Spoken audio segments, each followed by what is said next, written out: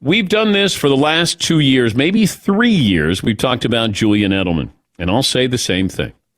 Julian Edelman is not a Hall of Famer, not even close, but he's a legend.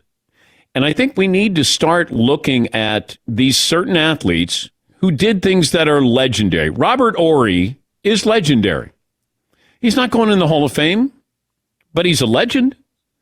Postseason Hall of Fame, okay. They don't have those.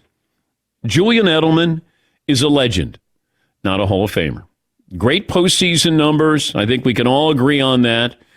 What he did in the Super Bowl to be a Super Bowl MVP. There are 3 players in NFL history with 600 or more regular season receptions and a Super Bowl MVP.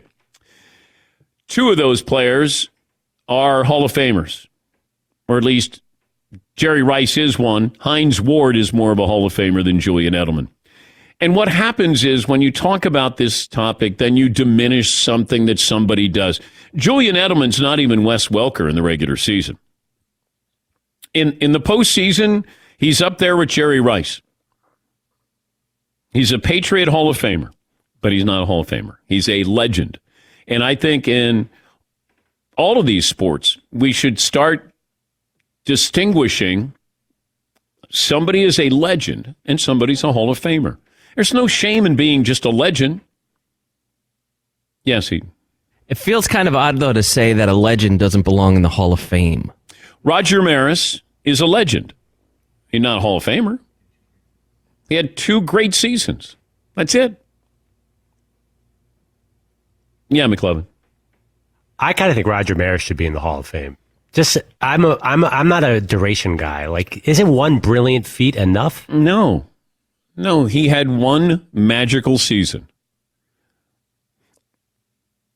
I mean, Joe Namath got in because of 1 game. He won Super Bowl III because his statistics aren't great.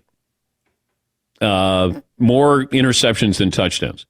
I know it's happened, and I know people are going to bring up, Terrell Davis. Well, Terrell Davis rushed for 2,000 yards. He won 2 Super Bowls. He was an MVP in the league. Terrell Davis is sort of like Gale Sayers. I get that if people want to argue that. I just don't think Julian Edelman was a great regular season player. He was great in the postseason. The Broncos never had a running game. They got Terrell Davis. They won a couple of Super Bowls. That's not a coincidence. Yeah, Paulie. All right, just stay with me on this one. Okay. Could you compare Julian Edelman's career at all to Eli Manning's career? Eli Manning, he made a couple Pro Bowls, but he never led the league in any statistical category except for interceptions. He didn't lead in throwing yardage, touchdowns thrown. Mm-hmm. He led the league in interceptions thrown 3 times. Yeah. But he's got 2 rings, and those 2 rings got him in the Hall of Fame. Edelman was a very good regular season player. Good. He had 90 catches, 100 catches, a bunch of times. They're very similar. Eli Manning's regular season career he's not sniffing the Hall of Fame. Yeah. Not even close. He might because he was a compiler just like Phillip Rivers. Yeah. Like he did have over 300 touchdown passes. Yeah, McLovin. I got one. How about the New York Yankees' Bernie Williams? I don't think he's Hall of Fame, but he's like second all-time in career postseason home. Legend. Okay, legend. Yeah, and he's him in New York. And yeah, Jorge Posada, not a Hall of Famer, but a legend for the Yankees. Yeah, Paul. All right, going old time, Lynn Swann is in the Hall of Fame.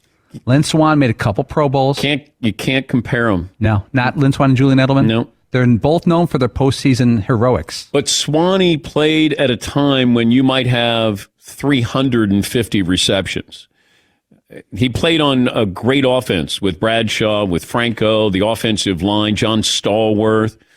It was a different era. And, I understand people are going to, you can't, it's hard to argue generation, from one generation to another. Because it was just different back then. Bob Greasy is not a Hall of Famer in today's game with today's stats. But back then he was. Bart Starr is not a Hall of Famer. He was the quarterback for great teams, but his numbers weren't great. It's just different. And I think that it's not the best way to argue because we do want to compare generations. But Julian Edelman is a legend. Yes, Paulie. I have a quick Edelman bet. Okay. I will take a pie to the face if Julian Edelman doesn't try to play for the Tampa Bay Buccaneers. Okay, what does try mean? He gets a physical and tries to play for the Tampa Bay Buccaneers in 2021. Does anybody want to take Paulie up on pie to the face, Julian Edelman, Tampa Bay Buccaneers? Back row, McLevin, no. Fritzy?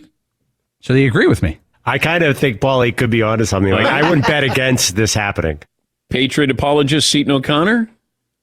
Man, it sure does sound... he did too big of a retirement.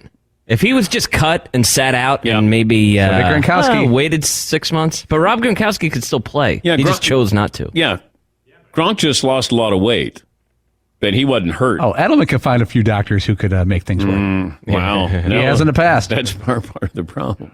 Yes, Edelman was actually good last year. Does that factor in with Edelman that he got busted for PEDs? Why would it matter for him and not everybody else? Well, how many players have been busted for PEDs and got into the Hall of Fame? Because Rodney Harrison's not in the Hall of Fame. And Rodney Harrison's far more of a Hall of Famer than Julian Edelman is, in my opinion. Rodney Harrison was a great player, but he was coming back from an injury and got caught with PEDs. Do we have any in the Pro Football Hall of Fame? I mean, I'm sure there are guys yet who use them, but I don't know if anybody got suspended. Yeah, McLevin. I feel like Antonio Gates will become the first one. I've read that at least. Yeah. But I don't think there's anyone else. I had forgotten Edelman got busted. Do you guys remember what he took? All of it. He took all of it. I have no idea. You're right. A lot of it. Like, as you guys said, if you really started thinning out the Pro Football Hall of Fame, did you once tell us the percentage you thought might be on steroids in the NFL or HGH? No, HGH. But that was a current NFL quarterback who told me about his team. I want to make sure we get that right because we were talking about HGH. I don't know how we got started on it, but we started talking about drugs in the NFL and do they make HGH legal and have it under, doctor's care? And this quarterback said, I'm going to guess 60 to 70, maybe 75% of my teammates are on HGH. Now, a good reporter would have said, are you on HGH?